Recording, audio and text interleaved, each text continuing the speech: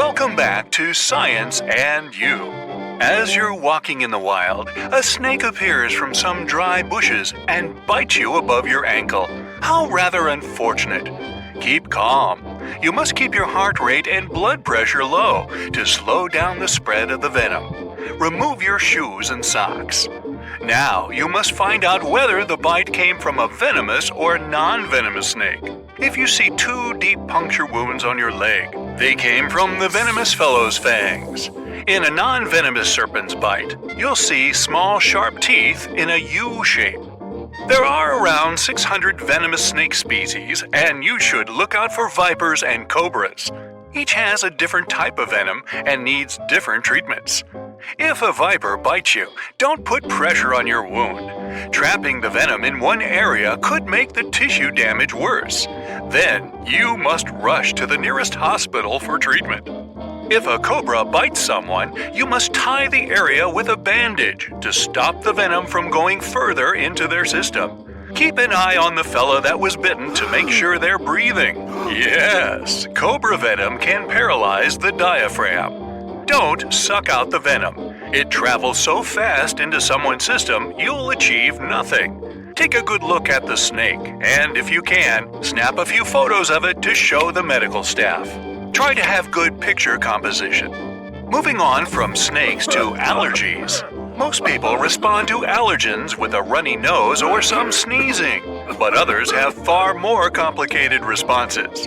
An itchy rash may be a sign of an allergic reaction. It might look like dermatitis, and it can show up a week after your exposure to an allergen. There was a rare case a few years ago. Someone got braces for the first time, and after a week, they developed an itchy rash under their wristwatch and stomach. As it turned out, they were allergic to the nickel in braces. If you get blisters on your skin after sitting in the sun for 1 to 2 hours, it's probably not sunburn, but an allergic reaction. You may also have some skin redness, tiny raised bumps, and scaling. When that happens, go to the emergency room fast. Experts will run tests and give you advice on how to continue from there. Sometimes different medications might cause it too, or fruits such as limes and parsnips can. If you're allergic to pollen, stay away from fruits and veggies. Some of them have proteins like the ones found in pollen, and your immune system responds to it as real pollen. They can trigger the same allergy symptoms such as itchiness, swelling of the mouth, face, and, well, you know the gist. You're trapped in a car during a winter storm. Outside it's freezing, and you begin to shiver. That's a good thing. When temperatures drop below a comfortable level, your body starts to shake. This action boosts your body's surface heat production by 500%. But shivering can only warm you up for so long. After a while, your muscles will run out of fuel and they'll stop contracting. If someone suddenly stops shaking and they grow tired and want to fall asleep, act fast. Bring them indoors, remove any wet clothes, rub their hands and feet, wrap them in blankets, and find warm, dry compresses to apply to their chest, neck, or lower tummy. Never put a warm compress on their arms or legs. The sudden heat will force cold blood back to the heart, brains, and lungs, causing the body's core temperature to drop. While you're driving down an empty road, you hear an emergency radio broadcast about the weather. A tornado watch in your area means that a tornado is likely to happen. But a tornado warning means a tornado has appeared on the radar or has been spotted in person. You should also be on the lookout for hail. It appears when updrafts within a thunderstorm push the rain into the thick clouds and it freezes. But when a tornado is approaching, hail can arrive without rain. Then, everything gets quiet. The air becomes still, and there's no wind. Suddenly, you'll see the clouds moving quickly in a rotating pattern or toward the sky. You'll hear a loud waterfall sound that will turn into a roar as the tornado gets close. It'll be similar to the sound of trains and jets. Debris will begin to fall, and a funnel-shaped cloud will start to rotate, pulling branches and leaves upwards. If the tornado is not moving to either the left or the right, it might be coming toward you, and you won't realize it until it's too close. Take shelter. Just as you're chilling at home watching TV, you hear an eerie whooshing noise. It sounds like a soft gush of wind, but you confirm there's nothing there after checking all the doors.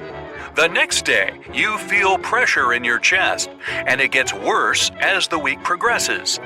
The chest pains follow with a dreaded feeling of exhaustion. You can't help but think there's something wrong with your body. But the problems are within your house. You might have carbon monoxide poisoning. When this gas fills your home, it builds up in your bloodstream and it replaces the oxygen in your body. Poisoning can also cause headaches, nausea, and confusion. In those cases, run outside to get fresh air and call emergency service. Also, get a carbon monoxide detector and add it in the hallway or areas where you sleep. Check the batteries twice a year, and when the alarm goes off, step outside and you know who to call. Okay, you're falling off a cliff. You somehow didn't know about her boyfriend. Dang, you're in a tight spot. Time to break the way down into several parts. Try grabbing anything you see as you plummet. Shrubs, trees, or rocks. This way, you divide a long fall into several short ones. With each new fall, the impact will decrease. If enough of the impact is absorbed, it means you've got a better chance of survival and another chance at love, but not with her. Same for if you drop out a window. Try to cling to anything on your way. It probably won't hold you, but at least you'll have several falling intervals to help decrease your speed. A canopy to stop you can be a real lifesaver, no matter if it's plastic or glass. It'll hurt either way, but you'll survive. Maybe. You also need to bend your knees a little. If bent, your legs will touch the ground simultaneously, and the consequences will be less severe. Another tip is that whenever you land, try to do so on the tips of your toes and never on straight and locked legs. Don't forget to cover your head with your arms. They will help protect your noggin, no matter if you land on concrete or in a puddle of mud. Now, quicksand is not as dangerous as shown in movies. If you get stuck in quicksand, dang, you're in a tight spot. First off, stay calm. Then, you're not likely to sink more than up to your waist. Toss away anything that makes you heavier – shoes, bags, even clothing. Wiggle your legs to create room for water. It'll help you get away. Your arms should always be up. Try floating, but not on your stomach. Move backward with small steps. Big steps are harder to take, so it'll take longer to get out. When you reach solid surface, roll out of that quicksand. Surviving a wild animal attack may be challenging, but a crowd of people is not any less dangerous. The crowd may move like a fluid, not letting you escape. If you're trapped between hundreds of people, dang, you're in a tight spot. Rule number 1 is not to stop. Stopping is the fastest way to fall. If you actually do fall, make an air pocket. Your arms should be placed above your face and chest, embracing them. If you manage to stay upright, as soon as you feel the surge coming, move with it and sideways at the same time. If you're lost in the wilderness and need to go fishing, you can use a can tab. Shape it in the form of a hook. Cut it at a slant and trim off the metal to make it look like an actual hook. The main thing is to create a sharp point. A can can also become a makeshift cooker. Take a can and cut out a hole from the side. Put some kindling inside and set it on fire. You can fry an egg on top of it. Dental floss can be super handy for surviving in the wilderness. First, use it as a fishing line together with a can tab hook. It can also serve as a clothesline stretched between 2 trees. It's thin, yet a single strand can hold up to 5 pounds. You can make a spear by binding a long stick and a knife together with dental floss.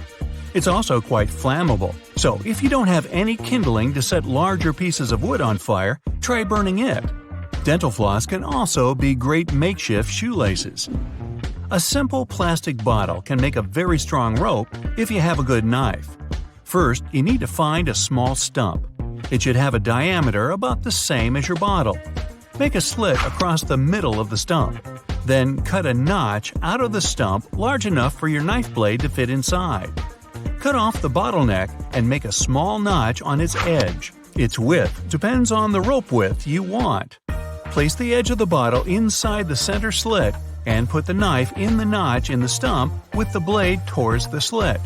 Start slowly dragging the bottle through the slit. You'll see the bottle spin. As it spins, the blade will cut out the rope. You can use it to build a hut because it can secure logs really well. Now, a human can go several days without food, but there's no way we can survive without water. Water in the wild can be delicious sometimes, but if you feel like it's not safe to drink, you may need a makeshift water filter. Start with a fire. Boiling water may not be enough, so as soon as the fire ashes are cold, grind them to a powdery consistency. Don't use charcoal you randomly found in the forest. You never know what's in there. Then you need a plastic bottle. Cut off the bottom and make a hole in the cap. Turn it upside down, put in some charcoal, 3 inches are enough, and pour the water over it. The dripping water is ready to drink. To catch any excess charcoal, wrap the cap with a piece of clean cloth for extra filtration. Okay, you're getting hungry and you probably need to start a fire. Dang, you just don't have any matches or a lighter. Empty your pockets to see if you can make a makeshift fire starter. If you have a battery, probably the one from your flashlight, and a gum wrapper, that's enough. You need to cut a thin strip of the foil wrapper, yet long enough to connect the 2 ends of the battery. The middle of the strip should be slimmer than the ends. Get closer to the pile of dry grass, small logs, or even some paper, whatever you're going to use to start your fire. The foil strip will ignite in seconds, setting the kindling on fire. Well, you finally made it. After all that training, you're ready for your first skydive. Full of confidence, you reach the door of the plane as it gets to 12,000 feet. You step off into the air, but at the last second, you hear the instructor screaming something. Sorry, I didn't check your chute. Well, you can't hear him as you drop away from the plane, seeing only his concerned expression. Well, feels like something has gone wrong. You pull the handle to release the parachute, but it hasn't deployed correctly, opening into a big wad, and you're now spinning faster and faster. You're getting dizzy, but you need to pull yourself together. Each second is crucial, and from this altitude, you have less than a minute to act. You throw yourself into the Bowman formation, spreading your body out with your arms and legs forming a big X. This creates a little more drag, allowing you to stabilize a bit. Hey, this whole thing is a drag. Now you have more time to get to your emergency reserve chute. Still dizzy from spinning, you try to remember where it is. You grab what you think is the right strap and pull it hard. Oh no, that's a leg strap. You've loosened the container on your back and now you're slipping out. This is not your lucky day. You hold on and tighten up the leg strap. Oh yeah, the safety procedure is coming back to you now. Step 1, cut away from the main parachute with the red handle. Done! Now you're in free fall again. Step 2. Now find the silver ripcord handle to pop the reserve chute. Gotta hurry, the ground is rushing up at you. Where's that handle? Whoops, there it is, sitting on your chest on the left. You yank it hard. Ka-thump! The chute flies out and deploys and slams the brake on your descent. Now you're relieved. Breathtaking? Heart pounding? Oh yeah! Finally, you can enjoy the view. For about 10 seconds before you land on the ground, softly, feet first. Hey, looks like fun, sign me up. On another day, as always, instead of taking the stairs, you use the elevator. Now the odds of it falling are 1 in 10 million. You're 10 times more likely to be hit by lightning. But today, you're in that unlucky elevator. As you move down from the 5th floor, the pulley system fails, a cable snaps, and the elevator starts falling. Quickly, you lie down on your back, placing one arm around your head to protect it from the impact, and the other arm over your face to save it from possible falling objects. You spread your legs out evenly. In just a couple of seconds, you brace for impact. It crashes down, and debris from above falls around you. Fantastic job! You've avoided injury. But could it be possible to alter the impact by jumping? Well, let's think this through. If you jump too early, your impact would be more severe as your speed would increase in the descent. And if you jump too late, the velocity of your jump upwards would cause you to bump your head as the elevator would have stopped. You need to jump at the precise moment to be effective in velocity, and without the ability to see through steel, it would be down to sheer luck. So it's better to use the lie-down method. Yeah, good luck with that. You casually drive to work, passing over the same bridge as any other day. Today there's more traffic than normal and you're stuck in a jam. The bridge starts to creak. Unfortunately, it's possible for structurally faulty bridges to collapse under excess weight. And there you are. As the bridge falls into the river, your car floats on top. The water is slowly rising around you as it starts to sink. You're trying to remain calm and take a deep breath. You have up to 2 minutes before the car completely sinks. You need to act fast and roll down the window. As you take off your seatbelt, you notice the water has risen above the windows. You try to roll them down, but they're stuck in place from the pressure. You've missed your opportunity. You're sinking further down and thinking about opening the door. Better not. This will make your vehicle sink even faster. Plus, it'll be more dangerous to exit. The car hits bottom, and the water is slowly entering it. You try to open the door, but the pressure is so intense that it won't budge. You think about the water coming in. Maybe if you waited until there's enough water inside, it could regulate the pressure, allowing the doors to open. But with the limited air that would remain, and if the doors still don't work, that's too much of a risk. Your only choice is to smash the window. You can do it easily due to the water pressure, and it spills in quickly. You take your last deep breath while holding onto the window frame. The car fills in quickly, and the suction suddenly stops. You pull yourself through the window and place your feet on the car, push upwards, and swim to the surface. Yeah, remind me not to carpool with you. You're flying over the Pacific Ocean when suddenly a storm hits the plane, causing it to shake. The aircraft begins to descend, and you lose control. You quickly put on a parachute, eject yourself from the plane, and land on an island. It's a good thing you were the only one on the plane transporting some goods overseas. Luckily enough, the storm hasn't damaged your parachute. You unstrap yourself and head to the closest shelter under some palm trees. You're waiting for the storm to be over. The next day, the sun is shining and the waves seem nice and friendly. You wake up and look around.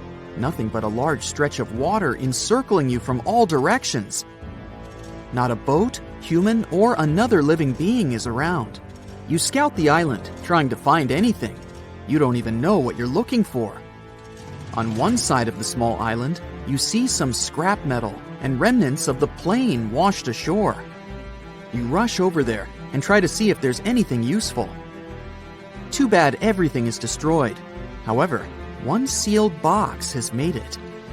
You open it and see dozens of duct tape rolls piled on top of each other.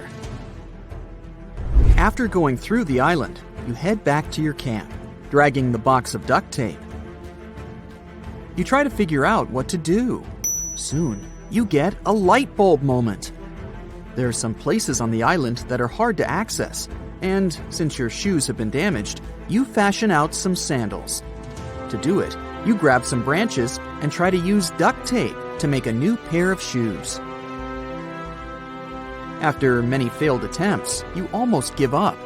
But then, you attach some duct tape to pieces of tree bark that are roughly the size of your foot. Those are going to be the soles of your new shoes. The duct tape is smooth and won't hurt your feet.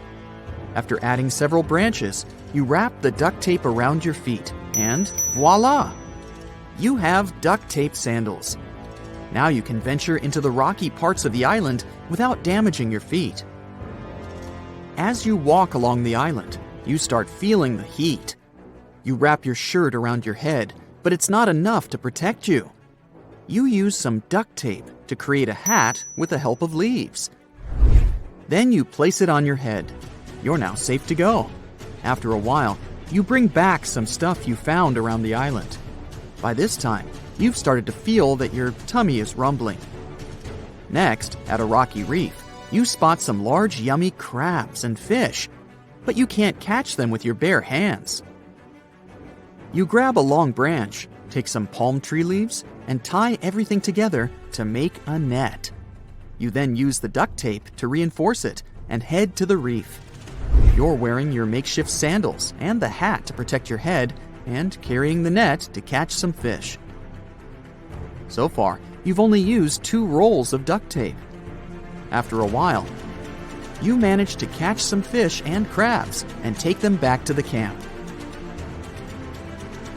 You make a fire and start grilling your catch. You're sitting on a log, but such a seat isn't too comfortable. You take some duct tape and make a mat for yourself. Once the food is ready, you feast on it. Now another problem: water. There's no fresh water around, but a storm is coming. Meanwhile, you take some coconuts and eat dessert while drinking coconut milk to freshen up. You prepare a small hut by gathering branches and leaves and duct taping them together so that water can't seep into your new home. At the same time, you create a funnel out of duct tape to collect rainwater. After getting into the funnel, the water is collected in a makeshift pond, also made out of duct tape. At this point, you've used almost half of the duct tape rolls. The storm starts brewing, and you stay inside your hut, where you have your new floor mat. You're bored, so you create a chair and table out of duct tape to make the hut a little comfier. It starts raining, and you notice that some water has gathered in the reservoir you built. You immediately drink it, using a coconut shell as a glass. Your hut manages to withstand the storm, and you catch some Z's on your comfy mat. The next day, you check the duct tape supply and see that you are now halfway to finishing your last roll of tape. You've made a secured and solid hut and have a steady food supply from the reef. You've already spent 5 days on the island, so now it's time to find a way out. That's it for today. So hey, if you pacified your curiosity, then give the video a like and share it with your friends. Or if you want more, just click on these videos and stay on the bright side.